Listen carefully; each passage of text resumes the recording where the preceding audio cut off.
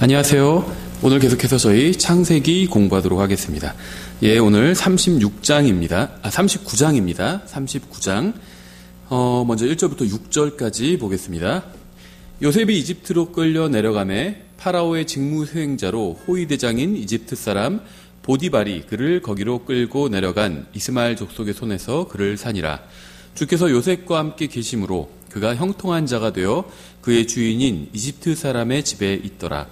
그의 주인이 주께서 그와 함께 계심을 보고 또 주께서 그가 행한 모든 일을 그의 손에서 형통하게 하심을 보았더라.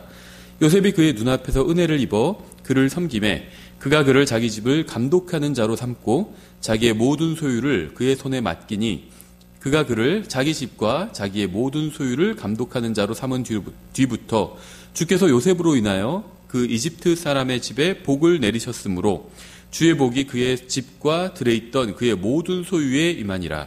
그가 자기의 모든 소유를 요셉의 손에 맡기고 자기가 먹는 빵 외에는 자기 소유 중 아무것도 알지 아니하였더라. 요셉은 용모가 준수하며 잘생겼더라.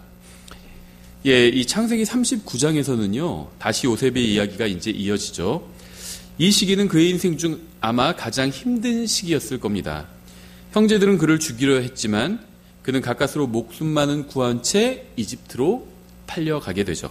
다시 1절에 보시면 요셉이 이집트로 끌려 내려가매 파라오의 직무 수행자로 호위대장인 이집트 사람 보디발이 그를 거기로 끌고 내려간 이스마엘 족속의 손에서 그를 산이라. 성경은 요셉이 이집트로 끌려 내려갔다고 말씀하고 있어요. 내려갔다. 이집트는 세상을 상징하죠. 이집트로 가면 그것은 올라간 것이 아니라 내려간 것입니다. 요셉은 형제들의 미움을 받았을 뿐 아니라 이방인들에게 팔려가 이집트의 노예 시장에 넘겨졌습니다. 그는 결국 이집트에서 노예가 되었죠. 2절, 주께서 요셉과 함께 계심으로 그가 형통한 자가 되어 그의 주인인 이집트 사람의 집에 있더라.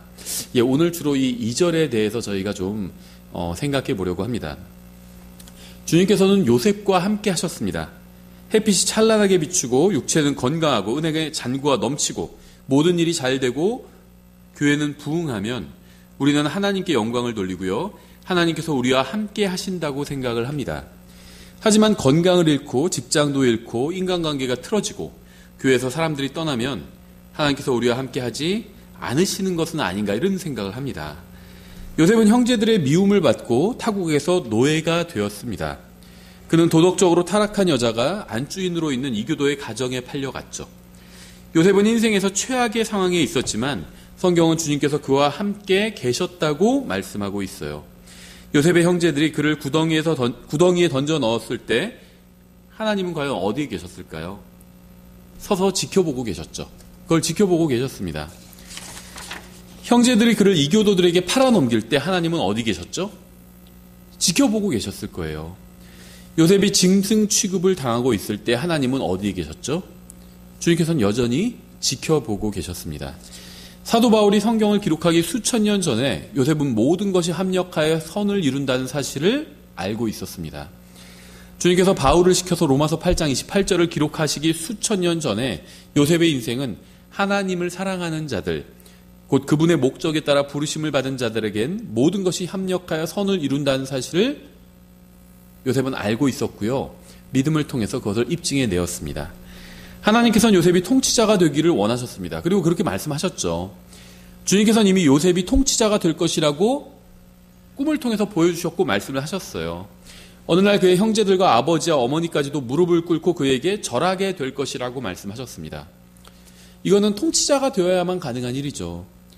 하지만 그의 형제들은요, 그를 미워해서 구덩이에 던져버렸어요. 왜 요셉은 구덩이에서 죽지 않고 살아남았을까요? 왜 요셉은 구덩이에서 형제들에게 복수할 계획을 세우지 않았을까요? 왜 요셉은 구덩이에서 불평하지 않았을까요? 그는 하나님과 그분의 말씀을 믿었기 때문이에요. 요셉은 언젠가 하나님의 말씀대로 자신이 왕자에 앉아서 통치할 것이고 모든 사람이 그의 발 앞에 엎드릴 것을 믿었습니다. 요셉은 결박당한 채 이집트의 노예로 끌려갔어요. 그는 사랑하는 부모와 가족을 뒤로하고 낯선 땅에 끌려갔습니다. 하지만 그는 아무 불평도 하지 않았고요. 누구도 원망하지 않았고요. 어떤 탈출 계획도 세우지 않았습니다. 왜냐하면 하나님께서는 그에게 언젠가 그가 왕자에 앉아서 통치할 것이고 모든 사람이 그에게 절할 것이라고 이미 말씀하셨기 때문이에요. 요셉은 노예시장에서 노예로 팔려갈 때도요, 아무런 불평이나 저항을 하지 않았습니다. 하나님을 원망하면서 하나님 도대체 저를 왜 이렇게 대하시는 겁니까? 라고 울부짖지도 않았어요. 요셉은 자신이 어떻게 왕자에 앉게 될지는 알지 못했지만 하나님께서는 그 방법을 알고 계시다고 믿었던 거예요. 요셉은 그저 하나님께서 말씀하신 것을 믿고 그대로 행했습니다. 주님께서 오른쪽으로 가라고 하면 오른쪽으로 가고 왼쪽으로 가라고 하면 왼쪽으로 갔어요. 그는 주님은 신실하신 분이고 진실하신 분이고 주님의 말씀도 진리라고 믿었습니다. 모든 길을 하시고 모든 길을 주관하시는 분이 바로 하나님이라고 믿었어요. 그래서 불평하지 않은 거예요. 우리가 불평하는 이유는요, 하나님을 믿지 않기 때문입니다. 하나님을 믿고 복음을 믿고 구원받아도요, 믿음으로 살지 않기 때문에 불평하는 거예요. 믿음으로 사는 사람은 불평하지 않습니다. 건강과 나약함 중에 고르라면 우리는 주저하지 않고 건강을 고르겠죠. 악한 상황과 좋은 상황 중에 고르라고 하면 우리는 좋은 상황을 고를 겁니다.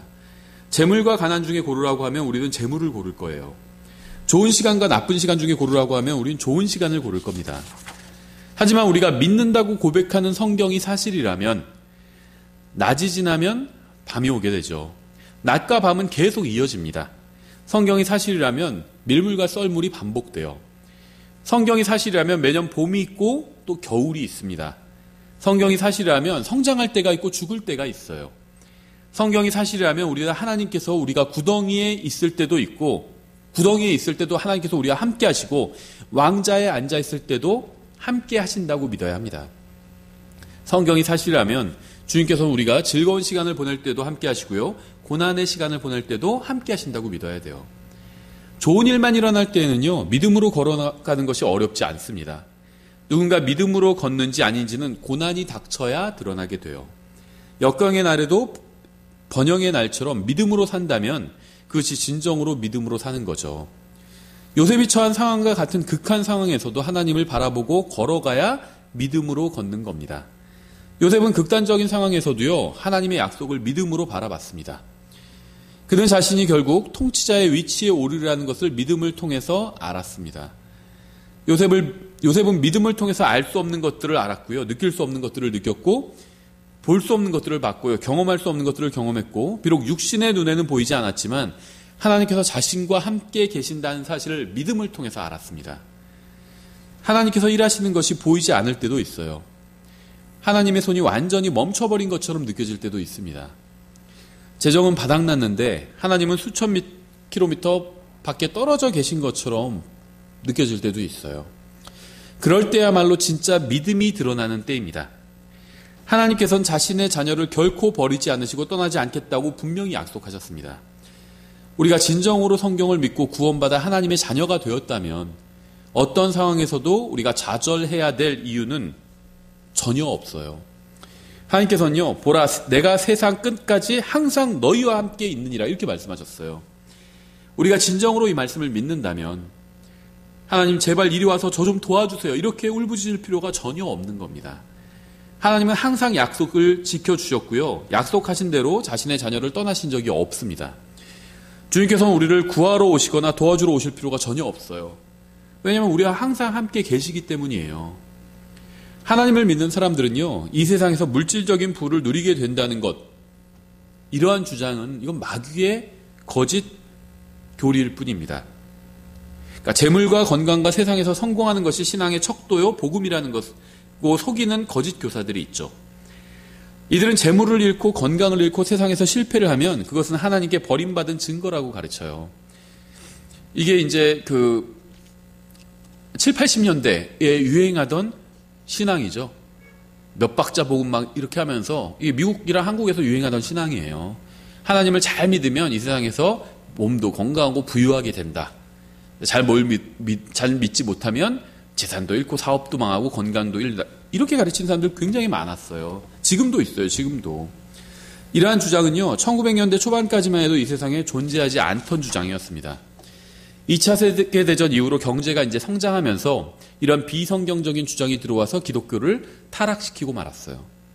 그 결과 성경대로 믿는다고 하는 그리스도인들도 세상에서 성공하고 부를 쌓는 것이 하나님의 축복이라고 생각하는 지경에 이르게 되었습니다. 자신이 처한 환경이 마음에 들지 않는다고 해서 하나님께서 자신을 버린 것이라고 생각해서는 안 돼요. 요셉은 보디발의 집에서 노예였지만 이집트의 총리가 되었습니다. 하나님께서 그를 높이신 이유는 그가 작은 일에도 신실한 사람이었기 때문이에요. 나중에 부자가 되면 그때 정말 헌금을 많이 하겠다고, 자신은 부자가 아니기 때문에 헌금을 지금은 할 수 없다고 하는 사람도 있어요. 이것은 완전히 거짓말입니다. 작은 것에 신실하지 않은 사람은 큰 것에도 신실하지 않습니다. 10,000원에서 1,000원을 헌금하지 않는 사람은 100억에서 10억을 헌금하지 않아요. 마찬가지로 자신이 전임 사역자라면 정말 열심히 성경을 읽고 복음을 전했을 거라고 하는 사람도 있습니다. 하지만 이것도 완전히 거짓말이에요. 자신이 가진 시간 중에 조금도 주님께 내어드리지 않는 사람은요, 전임 사역을 한다고 해서 주님께 시간을 내어드릴 리가 없습니다. 먼 지역에 선교사로 가면 열심히 주님을 섬기겠다고 하는 사람도 역시 거짓말쟁이에요. 지금 살고 있는 곳에서 복음을 전하지 않는 사람은 선교사로 가서도 복음을 전하지 않을 겁니다. 하나님께서 많은 것을 주셨다면 하나님께 많이 드렸을 텐데 적은 것을 주셨기 때문에 주님께 드릴 것이 없다는 말은 그저 핑계를 위한 거짓말일 뿐입니다. 그러한 말은 그저 말한 사람의 간사하고 얄팍한 신앙만 드러낼 뿐이에요. 저는 구원받은 이후에 주님의 말씀을 전하는 사역자가 되고 싶었습니다. 하지만 저에게 처음부터 큰 기회가 주어지지는 않았어요. 구원받은 지 얼마 안 된 사람한테 강단을 내주는 교회는 없었다는 거죠. 저는 교회에 일찍 가서요, 청소부터 시작했습니다. 10시부터 시작하는데요, 8시에 갔어요. 8시 반에 갔습니다. 작은 일도 교회를 섬기지 않는 사람은요, 결코 교회 전체를 인도하는 목사가 될 수 없습니다. 하나님께서는 큰 일을 잘하는 사람을 찾고 계시지 않습니다. 하나님께서는 큰 일이든 작은 일이든 상관없이 신실하게 행하는 사람을 찾고 계십니다. 요셉은 이집트를 잘 다스리는 총리가 되었지만 그렇게 되기 전엔 보디발의 집 거실을 잘 청소하는 충실한 노예였어요. 그는 이집트의 정부를 통솔하는 최고 지도자이기 전에 보디발의 마차를 깨끗이 닦아놓는 충실한 종이었습니다. 아마 요셉은 눈에 보이는 마차의 겉면만 닦지 않고요, 눈에 보이지 않는 마차의 속도, 보이지 않는 것도 깨끗하게 닦았을 거예요. 그는 사람에게 보여주기 위해서 일하지 않았고요, 하나님께 자신의 믿음을 보이기 위해서 일을 했습니다.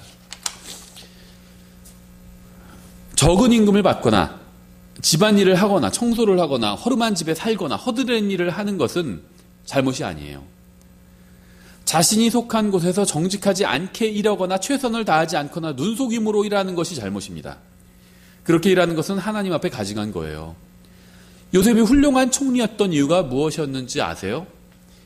요셉이 보디발의 집에서 훌륭한 노예였기 때문이었습니다. 그는 억울하게 감옥에 갇혔지만 감옥에서도 훌륭한 죄수였어요. 요셉이 훌륭한 총리가 될 수 있었던 이유는요, 그가 항상 좋은 환경에 있었기 때문이 아니라 그가 믿음으로 사는 훌륭한 사람이었기 때문입니다. 요셉이 훌륭한 통치자가 될 수 있었던 이유는 그가 통치자가 되기 전에 이미 훌륭한 사람이었기 때문이에요. 세상에서는 별로 높임을 받지 못할지라도 하나님 앞에서 훌륭한 사람이 되려고 하십시오. 그저 그런 형제나 그저 그런 자매가 아니라 훌륭한 형제와 훌륭한 자매가 되려고 하십시오. 어떤 상황에서도 믿음으로 사는 사람은 훌륭한 사람이에요. 하나님 앞에서는요, 상황이 중요한 것이 아니라 믿음이 중요합니다. 상황은 좋지 않을 수도 있지만 믿음이 있다면 얼마든지 훌륭한 사람이 될 수 있어요. 그저 성경을 읽는 것으로 만족하지 말고요, 그러니까 성경의 훌륭한 학생이 되십시오. 훌륭한 성경 교사가 있고요, 훌륭한 성경 학도, 훌륭한 성경 학생이 있어요. 훌륭한 학생이 되세요. 훌륭한 학생, 훌륭한 성경 학생이 되세요. 여러분이 속한 곳에서 가장 좋은 직원이 되십시오. 가장 좋은 사장이 되십시오. 가장 열심히 일하는 사람이 되십시오. 마치 주님을 섬긴다는 자세로 최선을 다해서 일하십시오. 어떤 상황이나 환경에서도 최선을 다하는 믿음의 사람이 되십시오. 다른 사람과 경쟁할 필요도 없고 다른 사람보다 좋은 성과를 내지 못해도 돼요. 정직하게 최선을 다해 일하십시오. 다른 사람을 속이려고 하지 말고요, 하나님께서 지켜보고 계신다는 사실을 항상 기억하고 모든 일을 주님께 하듯 하십시오. 요셉은 자신이 처한 상황에 전혀 개의치 않았습니다. 돈을 조금 모으고 나면 그때 가서 주님을 제대로 섬겨보겠다고 하는 것은요, 이건 대단히 잘못된 거예요. 우리가 아무리 어려운 상황에 있다 해도 요셉처럼 외국의 노예로 팔려가지는 않았습니다. 우리 중 누구도 억울하게 노예 생활을 하고 있지는 않아요. 요셉은 우리가 처한 상황과는 비교할 수 없을 정도로 최악의 상황에 있었지만 주님의 말씀을 믿는 믿음으로 신실하게 행했습니다.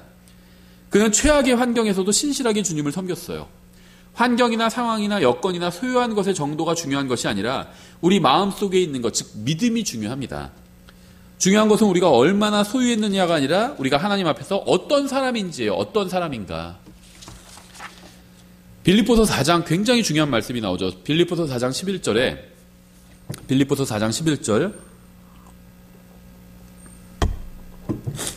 내가 궁핍함으로 말하지 아니하노라.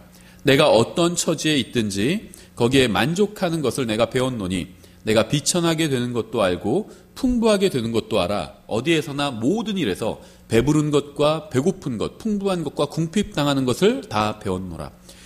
오늘날 기독교인들은요, 풍부하게 되는 것과 배부른 것은 알지만 비천하게 되는 것과 배고픈 것은 배우지 못했습니다. 믿음은 풍부하고 배부를 때 드러나지 않고요, 비천하고 배고플 때 드러나요. 배고프고 비천할 때도요, 여전히 주님만 바라보면서 신실하게 행하는 것이 바로 믿음입니다. 우리의 마음이 만족하지 못하고 있다는 것이야말로 우리의 마음이 하나님이 아닌 물질로 가득 차 있다는 증거예요. 중요한 것은 상황이나 환경이 아니라 우리의 마음입니다. 13절 나를 강하게 하시는 그리스도를 통해 내가 모든 것을 할 수 있느니라. 아마 어지간히 교회 생활을 하신 분들이라면 이 말씀을 잘 알고 있을 겁니다. 다른 위대한 구절들처럼 우리는 이 말씀을 문맥과 상관없이 적용하려고 합니다. 우리가 이 세상에서 얼마를 소유했느냐와 상관없이 주님 안에서 만족하는 법을 배워야 합니다. 우리는 그리스도를 통해서 그리고 그리스도를 위해서 모든 것을 할 수 있어요. 그리스도를 통해 모든 것을 할 수 있다는 말은요, 자신이 하고 싶은 것을 다 할 수 있다는 의미가 아니라 주님께서 나를 통해 하고자 하시는 모든 일을 할 수 있다는 의미입니다. 요셉은 자신이 비록 이집트에서 노예가 되었지만 바울처럼 어떤 처지에 있든지 만족할 수 있는 법을 배웠기 때문에 주님을 통해서 무엇이든 할 수 있다고 믿었습니다. 이것이 바로 요셉을 위대한 믿음의 사람으로 만들어준 원동력이었습니다. 이러한 것은 오늘날의 기독교와는 거의 관계가 없어졌지만 성경적 기독교가 무엇인지 잘 보여주고 있죠. 전도서 9장 10절 이렇게 되어 있어요. 무엇이든지 내 손이 해야 할 일을 얻는 대로 내 힘으로 그것을 하라. 내가 가게 될 무덤 속에는 일도 없고 계획도 없고 지식도 없고 지혜도 없느니라. 오늘 밤이 인생의 마지막 밤이 될 수도 있습니다. 만일 하나님께서 오늘 밤 저를 데려가신다면 제가 미뤄왔던 일들은 모두 다 미완성인 채로 남겨지겠죠. 주님께서는 우리가 무엇을 이루었는지보다 우리가 어떻게 이루었는지에 더 관심을 갖고 계세요. 우리는 좋은 환경이 오기를 기다리지 말고요, 주어진 환경에서 신실하게 행해야 합니다. 사회와 교회에서 우리가 맡은 일이 아무리 하찮아 보일지라도 우리가 그것을 신실하게 행한다면 주님께서는 영광을 받으시고 우리는 그리스도의 심판석에서 칭찬을 받게 될 거예요. 하나님께서 우리에게 주신 은사와 재능과 시간을 받아들이듯이 주님께서 허락해 주신 환경과 상황도 받아들여야 됩니다. 좋은 것만 주님께로부터 오는 것이 아니라 나쁜 것도 주님께로부터 와요. 하나님께서 우리가 주님께서 허락하시는 상황과 환경을 어떻게 받아들이는지를, 어떻게 반응하는지를 보고 계세요. 우리가 어떤 사람인지 우리의 믿음을 입증하기를 원하시는 겁니다. 이것이 바로 우리에게 맡겨진 일이 무엇이든 간에 신실하게 행해야 되는 이유입니다. 골로새서 3장 22절에 이렇게 되어 있어요.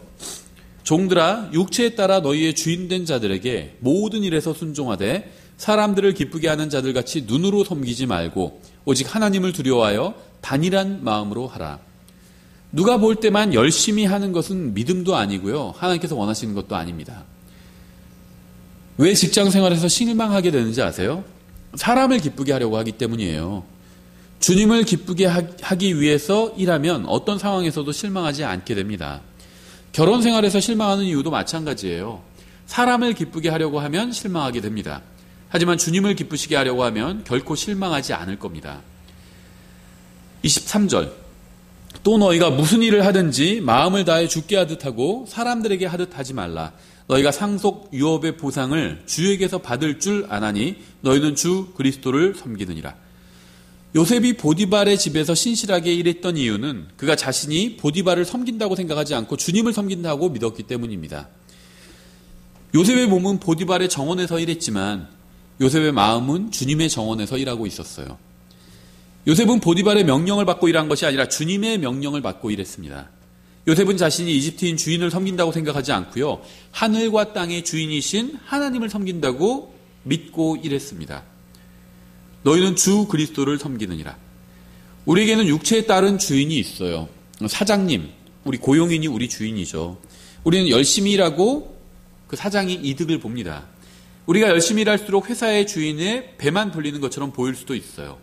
하지만 인생은 이 세상에서의 삶으로 끝나지 않습니다. 언젠가 우리는 죽게 될 것이고요. 그러면 모든 것의 진짜 주인을 만나 뵙게 될 것입니다. 만물의 주인께서는요, 우리가 믿음으로 신실하게 행한 모든 것에 대해서 보상을 주실 것입니다. 누가복음 16장 9절 이렇게 되어 있어요. 내가 너희에게 이르노니 불의의 만몬으로 너희를 위해 친구들을 사귀라. 그리하면 너희가 숨이 멎을 때 그들이 너희를 영존하는 처소로 받아들이리라. 성경은 이 세상이 악하다고 증언하고 있죠. 하지만 우리는 주님을 만나는 그날까지 이 악한 세상 속에서 살아야 합니다. 우리는 악한 세상 속에서 직장에 다니며 일해야 합니다. 이것이 불의의 만몬으로 너희를 위해 친구들을 사귀라는 말의 의미예요. 이 세상에서 돈을 벌고 살아야 하기 때문에 세상에서 일하는 거죠. 이 세상은 불의합니다. 우리가 자동차에 기름을 넣을 때마다 우리는 이슬람 단체를 지원하고 있는 거예요. 음료수를 사 먹을 때마다 사악한 세상 기업을 지원하고 있는 겁니다. 우리는 이런 불의한 세상에서 움직이고 살아야 합니다. 때로는 불의한 주인도 섬겨야 돼요. 그럴 때마다 우리는 신실하게 행해야 합니다. 교회가 모든 그리스도인을 고용할 수도 없고요. 그럴 필요도 없습니다. 그리스도인도 사악한 세상에서 일해야 합니다. 사악한 직장이라고 그만둬도 결국에 또 다른 사악한 직장에 들어가게 돼요. 10절, 가장 적은 것에 신실한 자는 또한 많은 것에 신실하고 가장 적은 것에 불의한 자는 또한 많은 것에 불의하니라. 이 말씀은 일반 직장에서 일하는 사람이나 교회에서 일하는 사람 모두에게 진리입니다. 아무리 작은 일이라도 잘못한 것은 잘못한 거예요. 아무리 작은 일이라도 잘한 것은 잘한 겁니다. 하나님께서는 우리가 작은 일에도 신실하기를 원하십니다. 그래야 큰 일도 맡겨주실 수가 있기 때문이에요. 한두 명의 학생을 두고도 주일학교에서 신실하게 말씀을 가르친 사람이 한 교회의 훌륭한 목사가 될 수 있습니다. 작은 일에 신실한 사람이 아니라면 결코 큰 일에 신실한 사람이 될 수가 없습니다. 오히려 작은 일을 어떻게 대하는지를 통해서 우리의 진짜 믿음, 진짜 마음의 상태가 드러나게 돼요. 하나님께서는 작은 일에 신실한 사람을 신뢰하고 보다 중요한 일을 맡겨주실 거예요. 우리 교회에 필요한 사람이 누구인지 아세요? 하나님을 위해서 무엇을 할까 생각하고 작은 일부터 실천하는 사람이에요. 고린도전서 7장 20절에도 중요한 말씀이 있죠. 이렇게 되어 있어요. 고린도전서 7장 20절부터 24절에 각 사람은 자기가 부르심을 받을 때 머물던 그 동일한 부르심 안에 머물라. 내가 종으로 있을 때 부르심을 받았느냐? 그것을 염려하지 말라. 그러나 내가 자유롭게 될 수 있거든 오히려 그것을 사용하라. 주 안에서 부르심을 받은 자는 종이라도 주께 속한 자유인이요 또한 그와 같이 자유인으로 있을 때 부르심을 받은 자는 그리스도의 종이니라. 주께서 값을 치르고 너희를 사셨으니 너희는 사람들의 종이 되지 말라. 형제들아, 각 사람은 자기가 부르심을 받은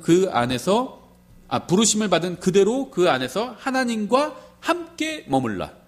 이게 중요하죠. 요셉은 자신이 부르심을 받은 그대로 그 안에서 하나님과 함께 머물렀습니다.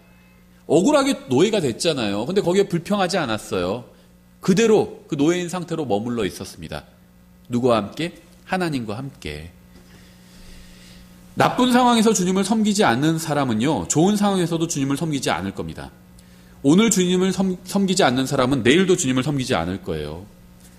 고린도전서 1장 26절, 형제들아, 너희를 부르신 것을 너희가 보거니와 부르심을 받은 자로서 육체를 따라 지혜로운 자가 많지 아니하고 강한 자가 많지 아니하며 고귀한 자가 많지 아니하도다. 하나님께서 누군가를 부르실 때 그 사람의 지능이나 학이나 재산이나 출신을 보고 부르시는 것이 아니라 그 사람의 마음과 믿음을 보고 부르십니다. 재산이나 지능이나 능력이나 출신은 중요하지 않아요. 중요한 것은 마음이에요, 마음. 27절, 그러나 하나님께서 지혜로운 자들을 당황하게 하려고 세상의 어리석은 것들을 택하시고 하나님께서 강한 것들을 당황하게 하려고 세상의 약한 것들을 택하시며 하나님께서 있는 것들을 쓸모없게 하려고 세상의 천한 것들과 멸시받는 것들을 택하시고 참으로 없는 것들을 택하셨나니 이것은 어떤 육체도 자신 앞에서 자랑하지 못하게 하려 하심이라. 이 말씀의 의미를 아시겠어요? 능력과 재물과 지능이 좀 떨어져도 하나님께서 사용하시는 데는 아무 문제가 없다는 겁니다. 중요한 것은 환경이나 상황이나 소유한 정도가 아니라 마음이에요. 하나님께서는 항상 얼마나 마음이 바른가, 얼마나 신실한가가 문제의 핵심이라고 하시는 거예요.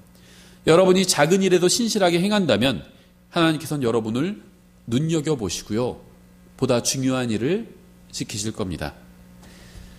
오늘 여기까지 살펴보겠습니다.